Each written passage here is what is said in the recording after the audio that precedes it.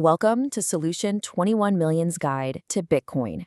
Today, we're going to dig into a really simple question, but trust me, the answer tells you something huge about the money you use every single day. So let's frame our chat around this one question. Think of it like a little puzzle. It seems simple on the surface, but it actually pulls back the curtain on a hidden, kind of strange flaw in the very money that's sitting in your bank account right now. Before we solve it, let's talk about you. From your very first job all the way to retirement, you get about 90,000 hours. That's it. That's your entire working life, all the time you have to build, to create, to earn. Now, here's a thought. What if the money you use to store all that hard work, all those precious hours, what if it was actually designed to leak? What if it's silently siphoning away the value of your life's work, bit by bit? And that gets to the heart of what money really is, right? It's not just paper or numbers on a screen. Every single dollar is like a little token representing a piece of your life you spent earning it.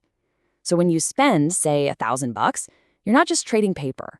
You're trading hours of your life you can never, ever get back. Okay, to really see how this theft of your time happens, let's jump into that little thought experiment we called the $110 problem.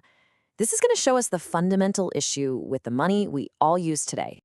Imagine for a second the entire world economy has exactly $100 in it. That's all the money there is, and you've got all of it. So you lend that $100 to your neighbor at 10% interest. A year goes by and they owe you $110. Makes sense.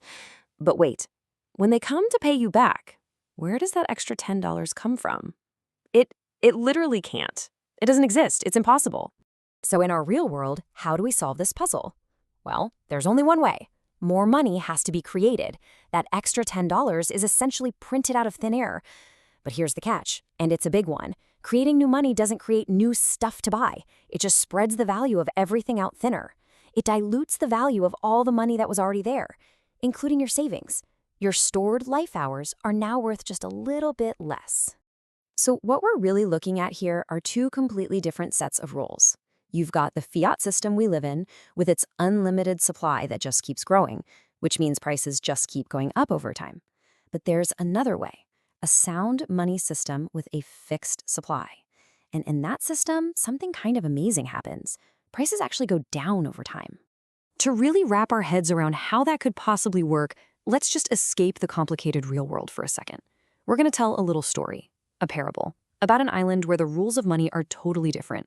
Okay, so on our island there are exactly 100 gold coins. No more can ever be made.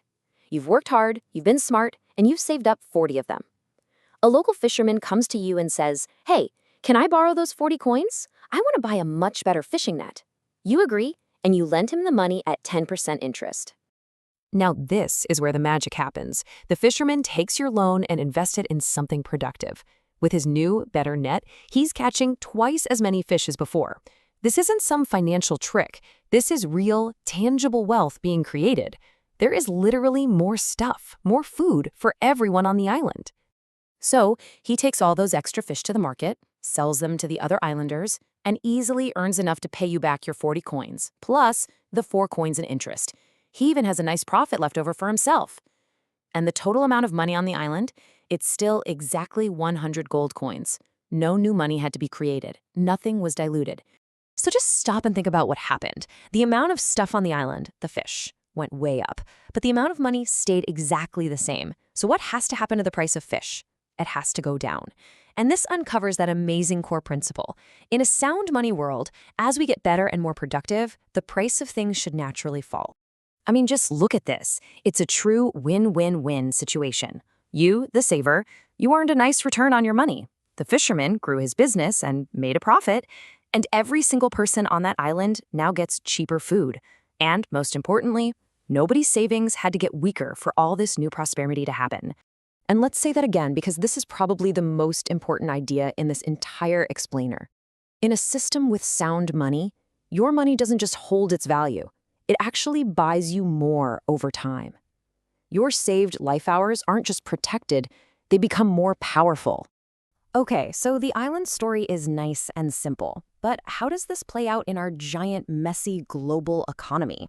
Well, the effects are way, way bigger than just the price of fish. See, back in our fiat system, when that new money is created, it doesn't just appear in everyone's bank account equally. Oh no. It gets injected at the top, flowing first to the big banks and the giant corporations. They get to spend that new money while prices are still low. By the time that money finally trickles all the way down to the rest of us, wage earners and savers, prices from everything have already gone up. And that is inflation. It's not some vague number you hear about on the news. It is a systematic, mechanical transfer of wealth. It is the quiet, relentless theft of your saved life hours, year after year after year. So the big question is, does a real-world version of our island's sound money even exist? Well, this is where Bitcoin finally enters the picture. Instead of 100 gold coins on an island, Bitcoin has an absolute, hard-coded limit of 21 million units. That's it, forever. No government, no central bank, no person on Earth can ever create more. It's a fixed supply system, just like in our story, but built for the entire globe. And because the supply is fixed, the exact same principle from our island applies. As humanity keeps innovating and creating more amazing goods and services, the same amount of Bitcoin will be able to buy more and more of that stuff. When you measure prices in Bitcoin, they naturally go down over time. It is a system designed from the ground up to protect your purchasing power, not to let it bleed away. So at the end of the day, this is the choice we all face. You can store your value in a money that is mathematically guaranteed to lose its purchasing power, a money that slowly confiscates your life hours. Or you can choose a money that is designed to preserve them and even enhance them. So which one do you want to use to store the next 50 years of your life's work? If this helped you see Bitcoin in a new light, do us a huge favor. Like this explainer, drop a comment below with your thoughts or questions, and definitely subscribe for more deep dives like this one. It really helps us get the word out.